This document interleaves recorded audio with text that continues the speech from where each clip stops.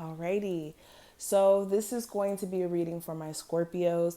Today we're going to be doing a little bit of a different type of reading. This is going to be for my Scorpios out there who may be feeling a little blocked, whether this is mentally, physically, financially, in love, whatever it may be. And we're going to see how we can move past that energy and get out of that rut. So let's get into it. If you are new here, welcome. Make sure that you do subscribe and hit the notification bell if you want to see more of my readings, and if you want a personal, check out the description. So let's get it popping. Scorpios, how can they clear the blocks that they currently may be experiencing financially, physically, emotionally? How can they move beyond these blocks, and what are some things that they need to put into practice to do so?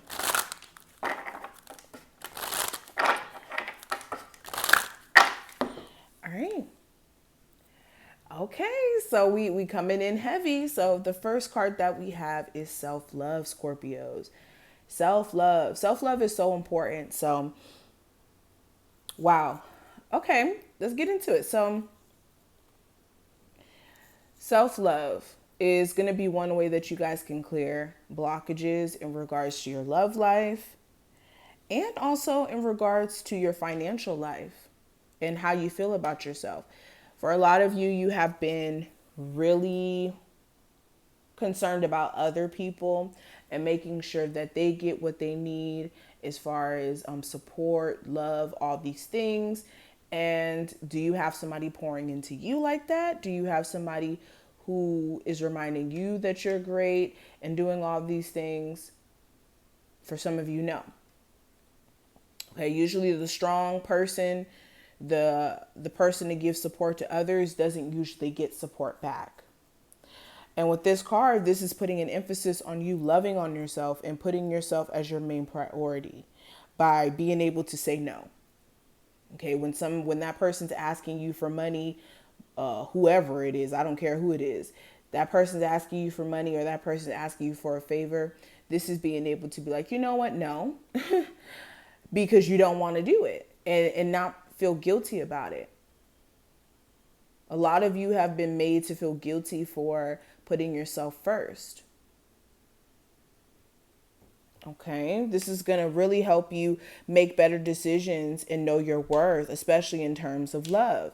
Because once you love on yourself, it don't matter what anybody else is trying to bring to you. If it's not in alignment with what you accept, it's not in alignment.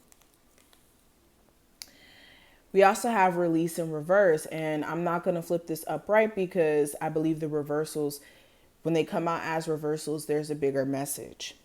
So with release and reverse, there's aspects of a situation or parts of trauma or experiences that you've went through that you haven't completely released yet.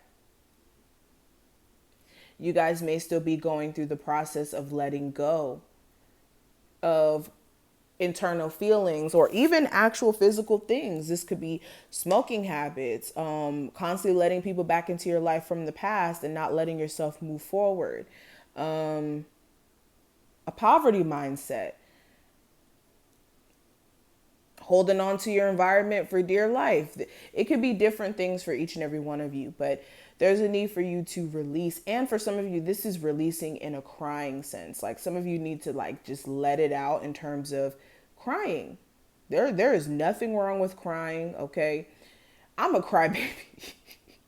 I cry at everything. I cry at movies that are supposed to be funny, and I cry to hip hop. I shouldn't even be crying. But seriously, crying is a good way to release pent up energy. But for a lot of you, this is beyond just crying. This is speaking to you physically releasing something for the sake of your growth and your evolution. We also have the unexpected. So for a lot of you, another reason why you may be feeling blocked is because you have a fear of the unexpected. Let's talk about it. That's a very real fear where it's you think that if you take that leap of faith and start that business, that the unexpected may be that you fail at it and then you lose all your money and then you feel stupid. Or some of you have a fear of you moving somewhere that you don't know and you hating it and you being alone forever and all these things. Like, we always assume the worst case scenario when it comes to the unexpected. And some of you may be looking at the unexpected from a very pessimistic mindset, and this may be keeping you from taking said risks because you don't want to experience failure or people to say, I told you so, or to, be proved right about you, being this or that. And for some of you, it's just, you just have a blanket fear of what will happen. So there's a need for you to get real comfortable with the unfamiliar, because our lives itself are very unfamiliar. We're just all people winging it. Like, it doesn't matter who it is. Everybody's just winging it. Everybody's just trying to get through every day, day by day. So nobody has it 100% figured out. It doesn't matter who they are. We also have peace in reverse. So another reason why you guys may be feeling blocked is because you guys are not at peace mentally. Some of you have some things that you've never had a chance to really get off of your chest and express to someone. Specifically, there's something internally that's bothering you that you haven't necessarily dealt with. For some of you, you may not be keeping up with like your meditations or your yoga. For some of you, you never started it. And this will definitely help you. But yeah, this is you feeling like you're not at peace because you're unable to rest about something. This may be something you feel like you didn't do, or you never got to say. Some of you also, this may be just your mind being overactive. Like, whenever you're doing something or making progress, your mind may just automatically go into this, oh, I'm not good enough, I'm not good enough, I'm not good enough.